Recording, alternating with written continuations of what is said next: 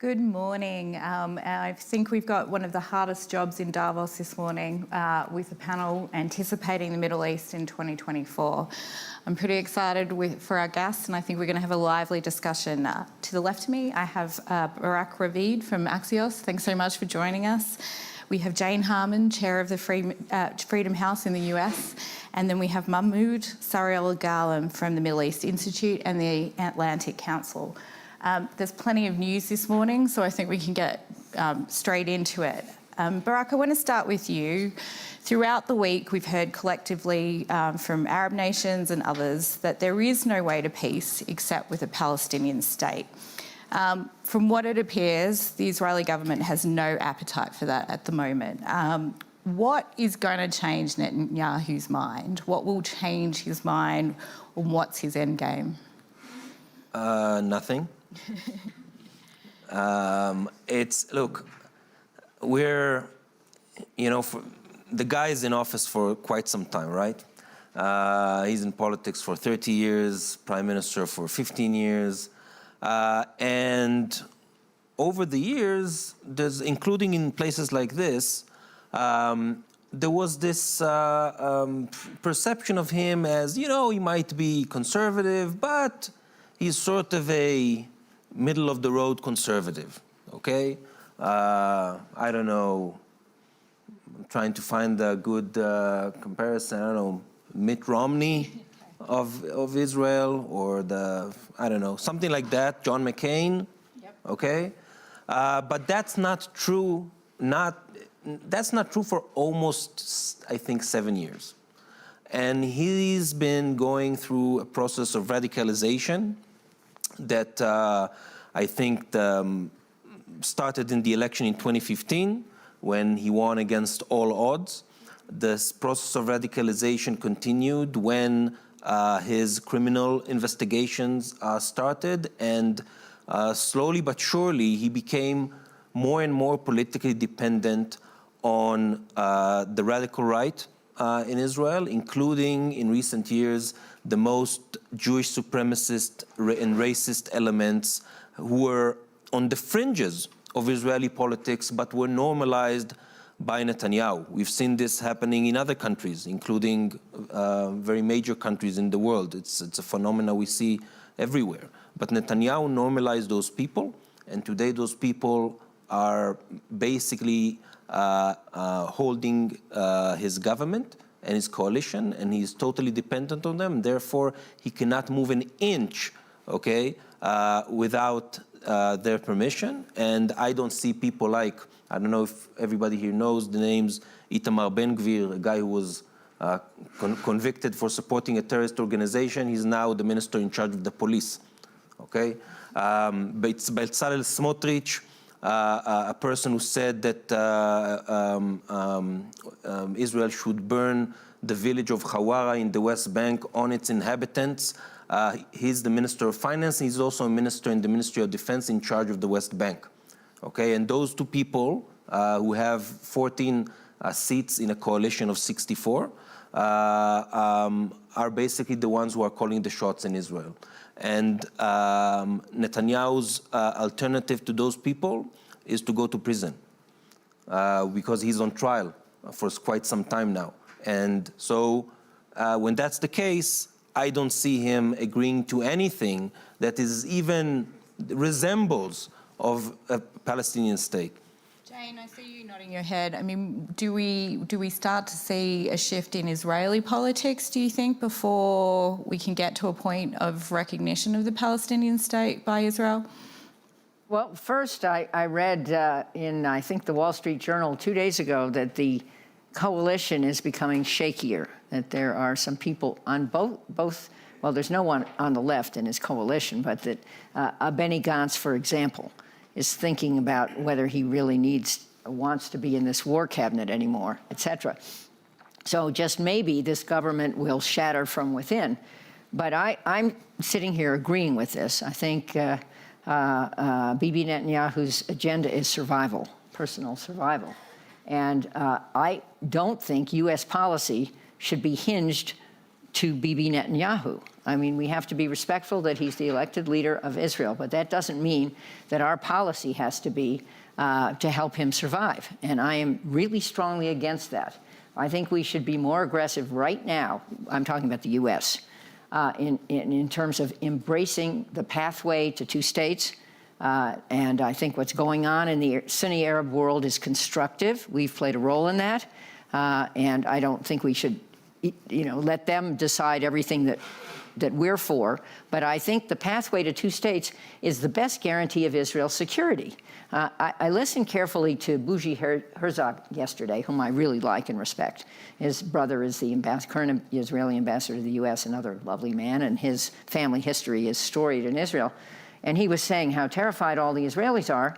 I agree, and I think the trauma of October 11th, which happened to be my son's 50th birthday, is never going away. However, if you want to protect Israelis, find a path to a two-state solution where the neighbors of Israel have hope and are represented by a capable government. That's another piece that has to be put in here.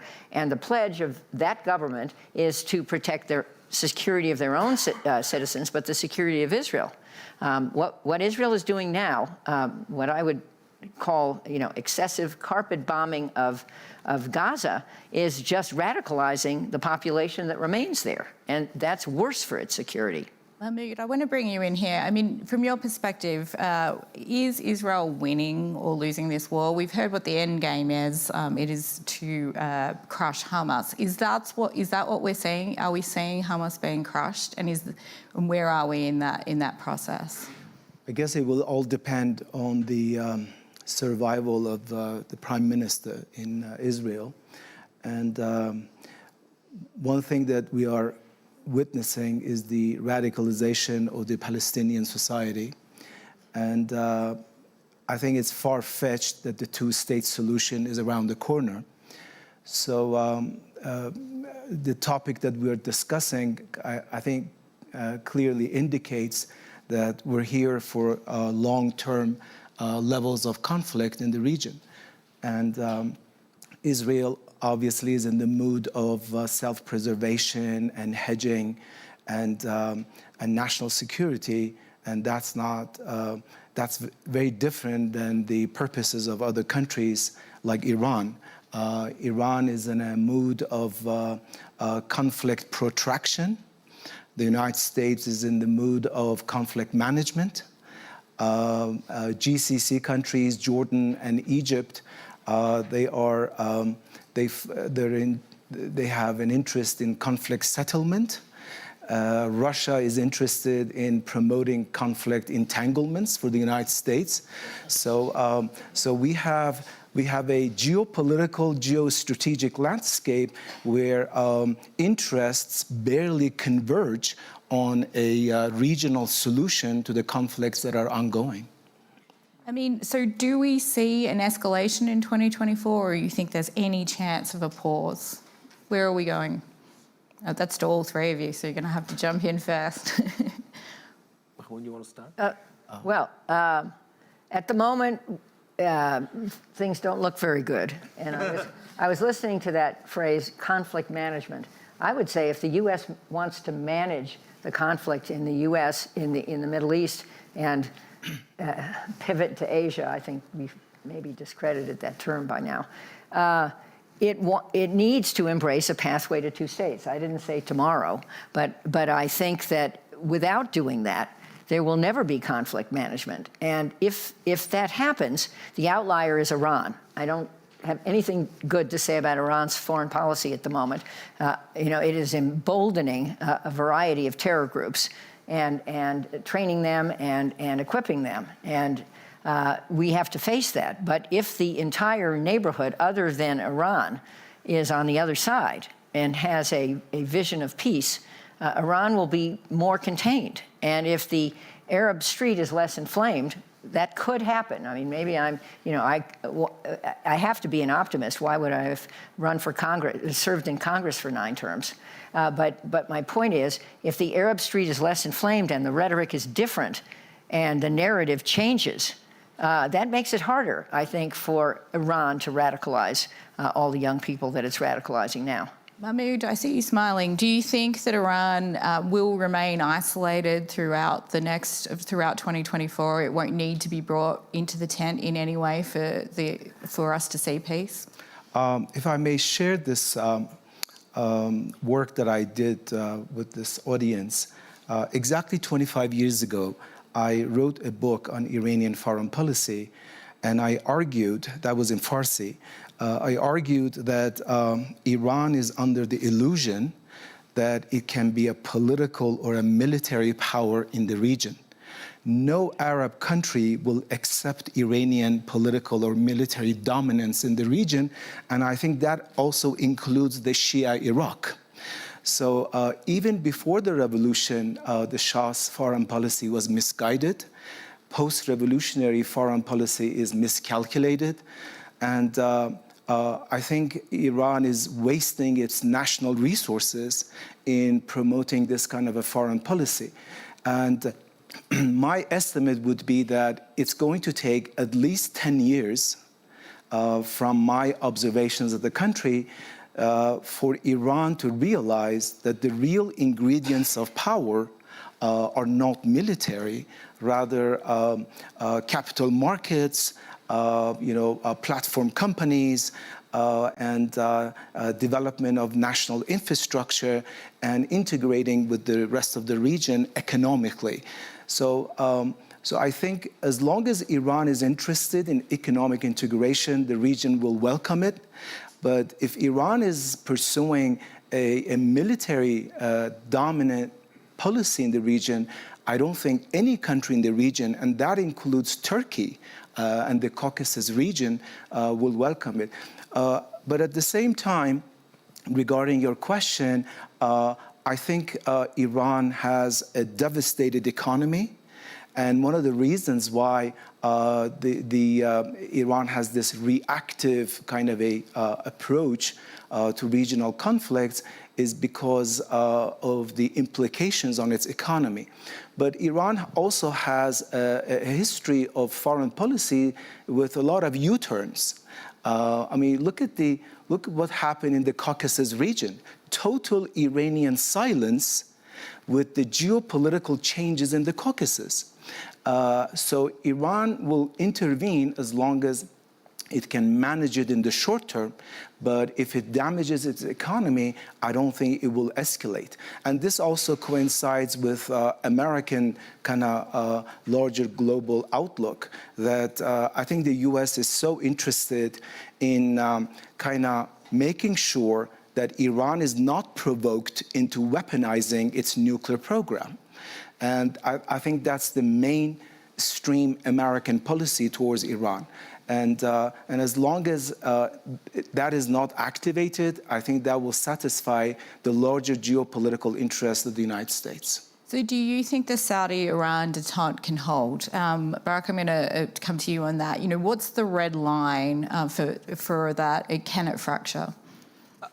Again, I don't think it's connected to other things in the region. I think both Saudi Arabia and Iran had a lot of shared interests that they, especially I think Yemen, maybe number one, both countries wanted just to sort of end it or at least reach a long-term truce, as we've seen the last more than a year.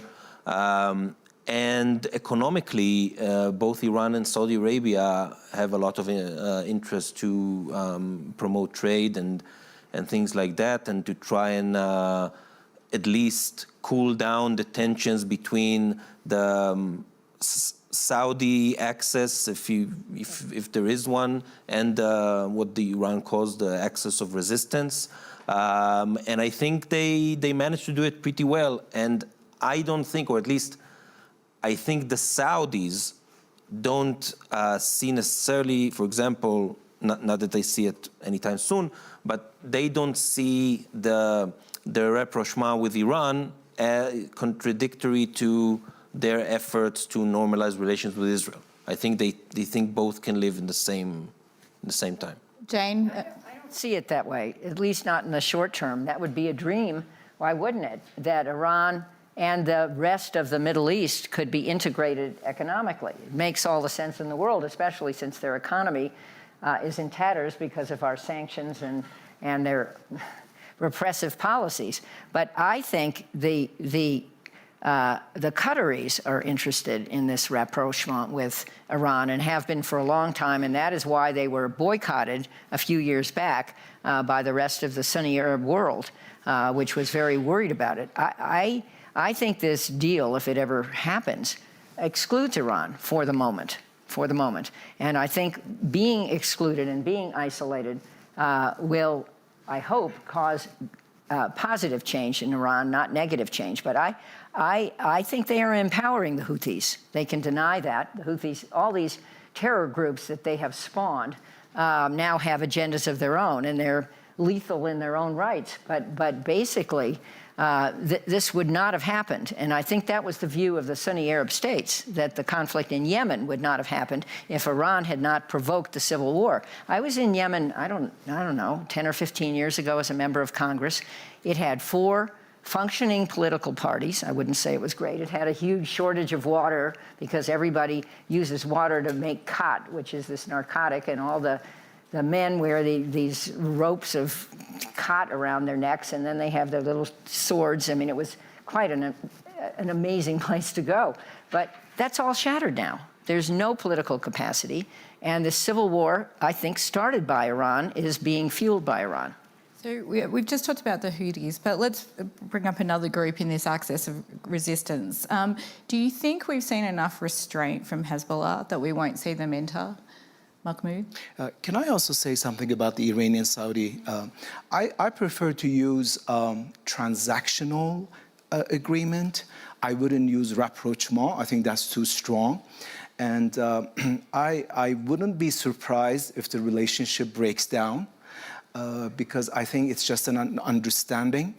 And I think the introduction to the kind of a renewed relationship had a lot to do with what happened last year in Iran with the protests. And I think Iran learned that Saudi Arabia is in touch with the Iranian opposition, and it is feeding the Iranian opposition. And that's why they try to kind of accommodate Saudi Arabia in return for Iranian understanding that they're not going to kind of galvanize the Houthi movement and operations in Yemen. But already I think we're seeing some signs of breaking down. So I'm not sure if it's going to be sustainable. But on Lebanon, I think it is very clear that Iran is not interested to escalate because this time around is not going to be like 2006. And there is a great chance that Hezbollah might be devastated through not only Israeli operations, but also American involvement in the operation. So, and Lebanon is an extremely vulnerable country and society. So I think Iran would like to kind of send messages to its enemies in the region and also the United States, but I don't think they're interested in escalating. And we also need to understand that Iran is a country that does not believe as its first priority in economic development. So it is more or less a security species. It's like China in the 1950s and early 1960s. So because they don't have those economic sensitivities, any large-scale involvement of Iran in the region will even break down its economy. So I think they will do everything to de-escalate. Is that the view you're seeing from Israel? About Hezbollah, I think what we saw at the very early stage of the war is that Hezbollah realized that they don't need to go on an all-out escalation against Israel in order to have a lot of impact. And they managed through, let's say, pretty limited military operations, basically most of it focused on the line of contact on the border and on firing anti-tank missiles or mortars on Israeli outposts at the border. They managed, and Israeli villages along the border, they managed to create sort of what Israel used to call 30 years ago the security strip, but it was on the Lebanese side of the border. Hezbollah managed to do it on the Israeli side of the border and basically led to the evacuation of almost 100,000 Israelis from their homes. And with very limited military action. And at least at the moment, it seems that they want to keep it that way. Just after the assassination of a Hamas official in Beirut, Salah Harouri, a lot of people in Israel thought Hezbollah will launch rockets at as far as Haifa and on Israeli civilian targets and not only military targets, and they did not do that. They focused on military targets and also, again, very limited military action. So it seems that at least at the moment, Hezbollah wants to keep it that way because they think it's working. If I could just comment on the comment on the economic view of the regime in Iran, that they're happy to have the 1950s. Oh my God. My congressional district is in Los Angeles. I grew up there. I still live there part-time. It's called Tehrangeles, where most of the Iranian diaspora lives. They're bright. They're engaged. They still have relatives in Iran, and they despair about that. They're totally anti-regime. But my sense of, and you're much closer to this than I am, my sense of the population in Iran is that they don't want to be in the 1950s. They view they have a repressive government. Women and girls obviously just rebelled. Sadly, the rebellion has not gotten as far as it should. But I can imagine the society being violently opposed to the view of the Ayatollahs, and who obviously have a continuing control. And similarly, in Lebanon, Beirut was the Paris of the Middle East. It was a glorious place. The government functioned, and now it doesn't function. It's a coalition, including Hezbollah. And so I think the region's a tinderbox, and I think managing that region is going to be very difficult. None of us imagined October 7th, even though Israel, it turns out, had the intelligence, had the plans for the invasion, didn't believe them, and had been quietly telling, at least according to reports, telling Qatar to continue to send payments to Hamas. So we didn't imagine that. I think we're not imagining adequately what else could go wrong in the short term. Just one word. I totally agree that even though we're in this thing for more than 100 days, it is totally possible that the worst is still to come. Yes. And I mean, we spoke about Hezbollah and how things are limited there at the moment, but it's not sustainable. Meaning, if those skirmishes along the border will continue, it will not stay just those skirmishes, because at the end of the day, Israel needs to allow its citizens to go back to their homes. If that's not going to be possible, they will escalate their military action against Hezbollah. Hezbollah will escalate its own military action, and then very fast you can go into an Israel-Hezbollah war, which will make the war in Gaza look like a walk in the park.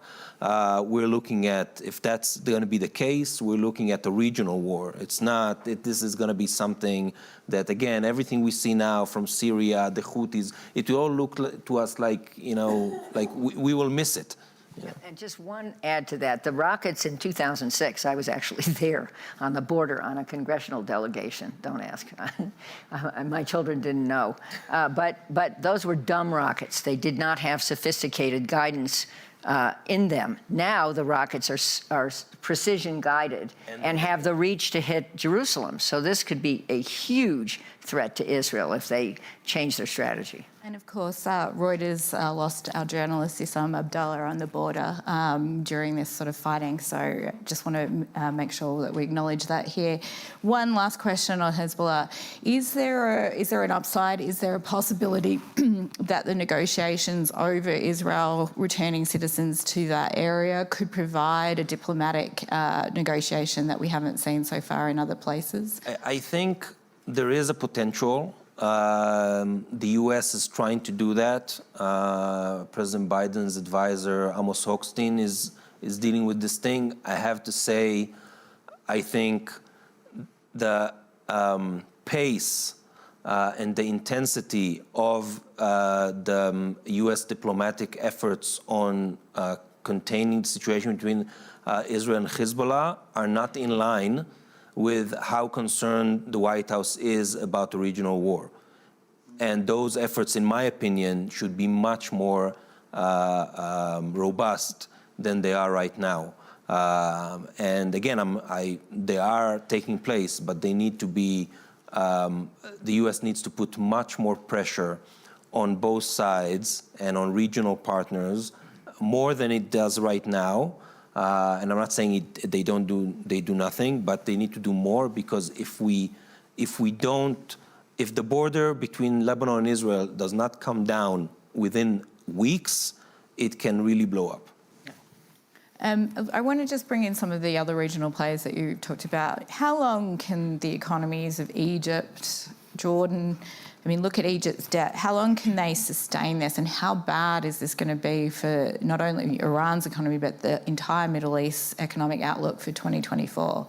I mean, I want to start with you, Jane. I mean, how much of a factor will that play in diplomatic relations as well? Well, it's a huge problem. Let's remember that Egypt and Jordan have made peace with Israel. Does anyone remember that?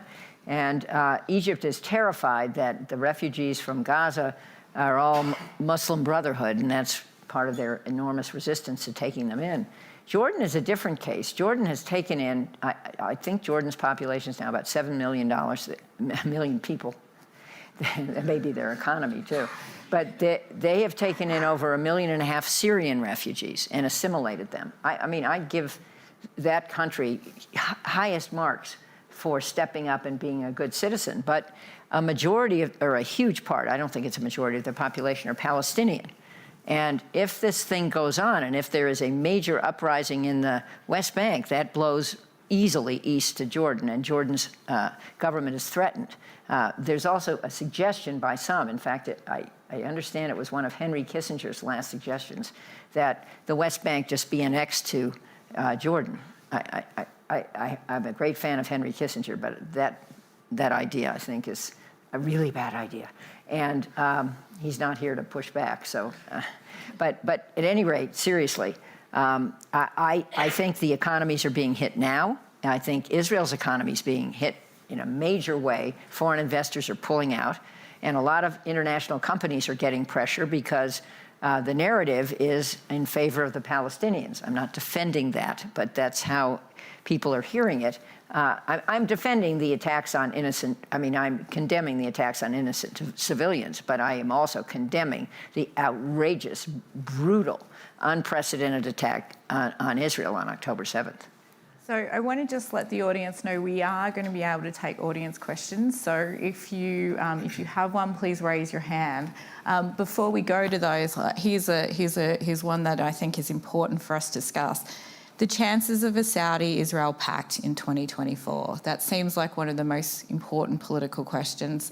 Mahmoud, do you want to jump in that first? Yeah. Just a few ideas about Egypt and Jordan. I think if we look at the landscape in the Middle East, most likely Jordan and Egypt are going to be preoccupied with their internal issues, particularly economic and social. And Egypt stands out with over 100 million population and deep economic problems. I think GCC will continue to thrive.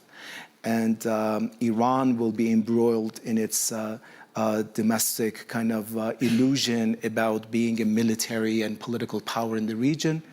And I think on the Gaza Lebanon issue, to some degree, it will also depend on the American election. As much as we know, there is this understanding between Iran and the United States that Iran will be able to sell a bit more oil in return for policies of de-escalation in the region so that it can manage its economy. So I think the region is going to have, in parallel, on the one hand, continuing conflict, and at the same time, staggering economic progress. So that's the interesting thing about the Middle East, that over the last 4 decades, the two trends have occurred simultaneously. On the Israeli Saudi question, I think it's an open kind of a formula for the Saudis. They have not finalized it yet. It will all depend on regional developments. It will depend on Israeli domestic politics, on American election, on how people in Gaza will be resettled, and how Palestinian politics is going to play out over the next year or so. So I don't think it's around the corner.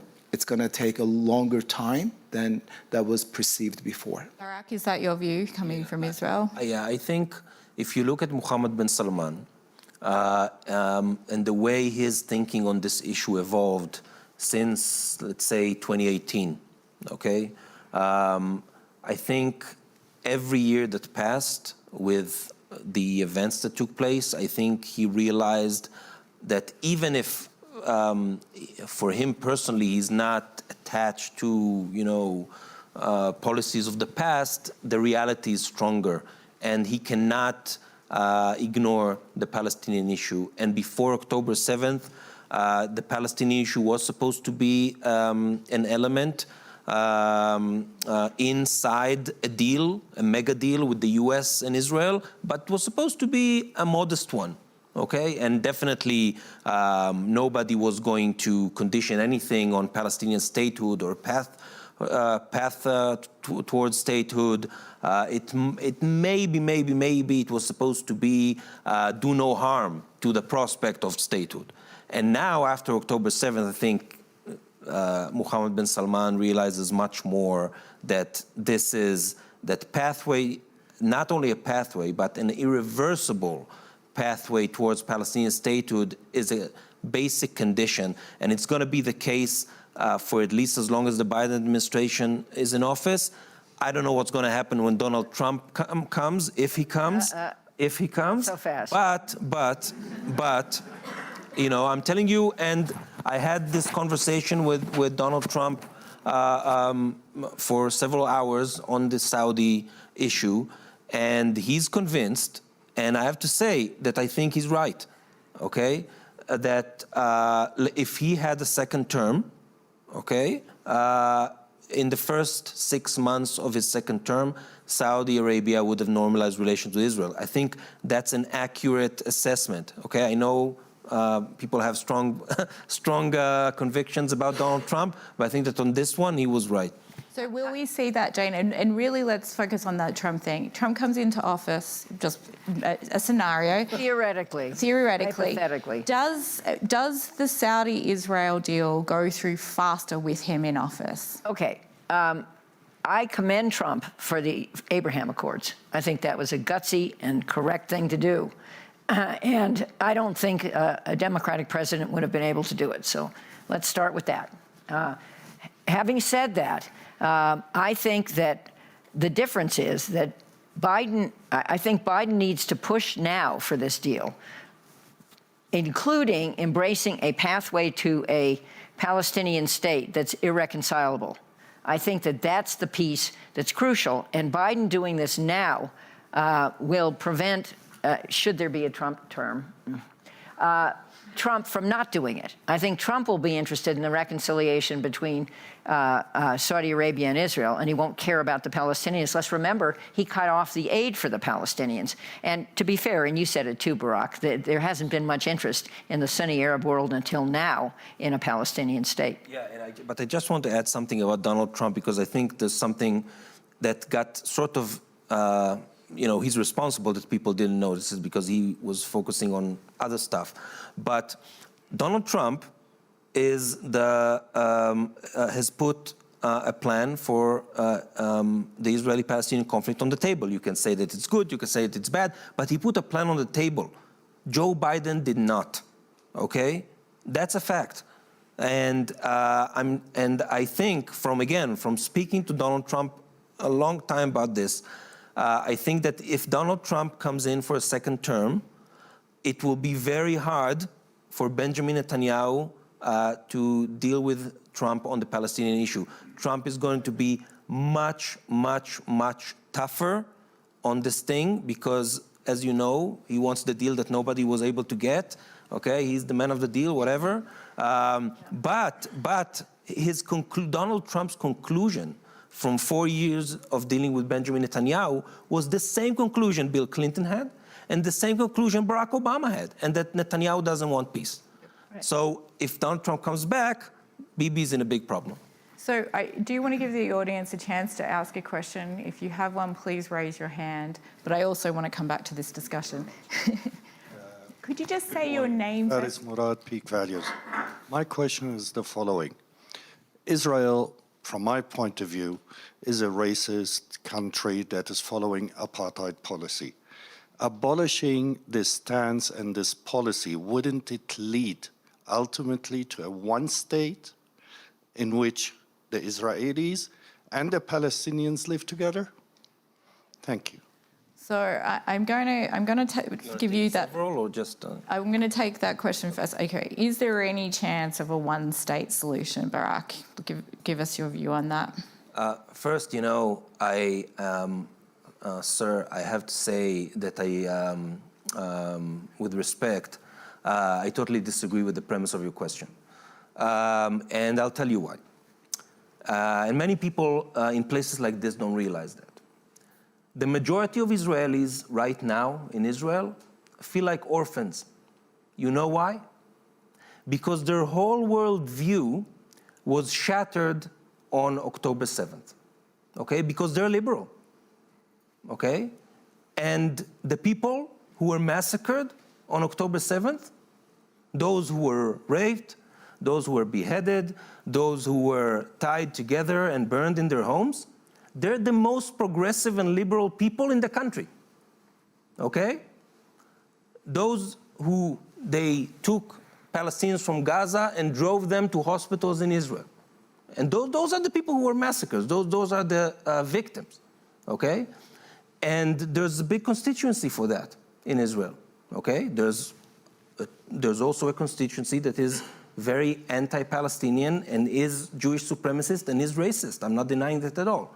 But this big part of society, which I think is the majority, feel orphans because because they look at people in places like this, and they see that people that they thought had the same worldview like them now are telling them that they're murderers, that they're committing genocide, that they're doing this, that they're doing that. And on the other hand, when they look at their leadership, it's the leadership that they don't believe in. Right. So I think this is something that needs to be not in the back of your mind, but in the front of your mind when you try and look at the situation in Israel, okay? And about the one state, I agree that at least for now, I do not see a prospect, again, at least if there's no political change, both in Israel and in Palestine, okay? There's not gonna be a two-state solution. We are on the highway towards a one-state, it's not a solution, it's a one-state reality, okay? If anybody thinks that it's a solution, look at what happened on October 7th. In a one-state reality, October 7th will happen every day, okay? And good luck to us all. But we're going there. And in the West Bank, okay? We see the one-state reality in the West Bank right now. When you have the settlers and Palestinians, settlers have rights, Palestinians don't, okay? And this is where this thing is going. So Jane, you want to... I don't think we're going there, and I know we don't have to go there. I think words like racist, genocide, apartheid are inflammatory and not helpful to the discussion. And I do remember, and my dear friend Stu Eisenstadt sitting right there will remember, that Jimmy Carter wrote a book and used apartheid in the title, which was unnecessary to the points he was making. And many of us made that point at the time. He didn't listen. But the one-state solution could go the other way. Let's think about that. I met with Muammar Gaddafi. I'm sorry to tell all my war stories, but I was there in his tent in Sirte in the early 2000s. And he gave me a book, which I can't find. If I could find it, I could make a fortune on eBay, but I can't find it. The name of his book was Israeltine. His argument was the land mass of Israel is way too small for two states, and therefore we should have a democracy, small d, there. And certainly at the time, the Arab birth rate was much higher. With the Orthodox Jews, the Israeli birth rate is getting higher. But let's imagine that the state of Israel is wiped out. Now, for me, just personally, given my own family history, I think that's a horror to imagine. What I want to imagine is two states living side by side in security and peace. And I do think we can get there, and I urge the Biden administration to move faster and put pressure on Bibi now.